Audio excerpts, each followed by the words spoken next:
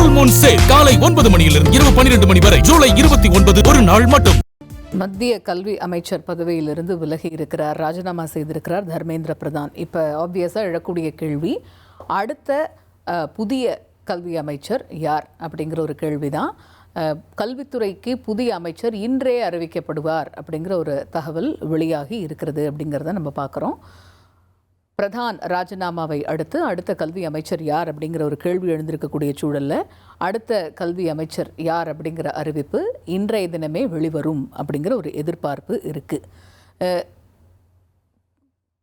நம்மிடையே ரமேஷ் இணைகிறார். ரமேஷ், இப்போ இந்த அடுத்த புதிய கல்வி அமைச்சர் யார் அப்படிங்கிற அறிவிப்பு இன்றைய தினமே வெளிவரும் அப்படின்னு எதிர்பார்க்கலாமா? அதை பற்றின தகவல்கள் என்ன?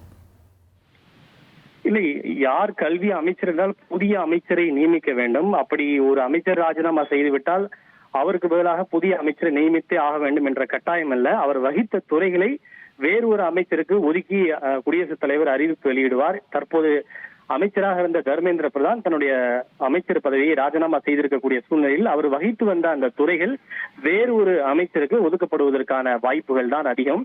ஏனென்றால் புதிய அமைச்சர் என்றால் அதற்கு குடியரசுத் தலைவர் மாளிகையில் அமைச்சர் பதவியேற்கப்பட வேண்டும். அந்த அமைச்சர் பதவியேற்ற பிறகுதான் அவருக்கு இலாக்காக்கள் ஒதுக்கப்படும். மத்திய அமைச்சரவை மாற்றம் இன்னும் ஒரு சில நாட்களில் இருக்கலாம் என எதிர்பார்க்கப்படுகிறது. இத்தகைய சூழ்நிலையில் புதிய அமைச்சர் பதவியேற்று அவருக்கு கல்வித்துறை ஒதுக்கப்படுவதற்கான வாய்ப்பு இல்லை. ஆனால் கல்வித்துறை தற்போது இருக்கின்ற வேறு ஒரு அமைச்சர்களுக்கு ஒதுக்கப்படுவதற்கான வாய்ப்புகள் தான் அதிகம் உண்டு. அது இன்று இரவு அல்லது நாளை காலை குடியரசுத் தலைவர் அதிகாரப்பூர்வமாக கல்வித்துறையை வேறு ஒரு அமைச்சருக்கு ஒதுக்கி உத்தரவு பிறப்பிப்பார் என்று எதிர்பார்க்கப்படுகிறது.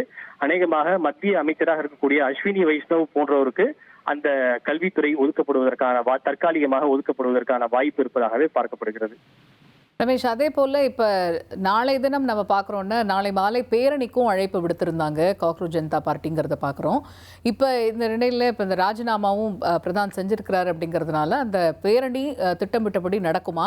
ஏன்னா இன்னும் கொஞ்ச நேரத்தில் அந்த அஃபிஷியலாக பேச்சுவார்த்தையும் நடக்க போகுது, 3ஆம் கட்ட பேச்சுவார்த்தைங்கிறத பார்க்குறோம். அது சம்மந்தமாக ஏதாவது நம்மளுக்கு அப்டேட்ஸ் இருக்கா? அதாவது சற்று முன்னதாக அபிஜித் தீப்கே, சௌரவ் தாஸ் போன்றோர் செய்தியாளர்கள் மத்தியில் பேசினார்கள், ஆதரவாளர்கள் மத்தியில் பேசினார்கள். அப்போது அவர்கள் பேசிய ஒரு விஷயம் நாம் கவனிக்க வேண்டும். அது தர்மேந்திர பிரதான் ராஜினாமா செய்து விட்டார், சரி, ஆனால் நாம் இதோடு நிற்க போவதில்லை.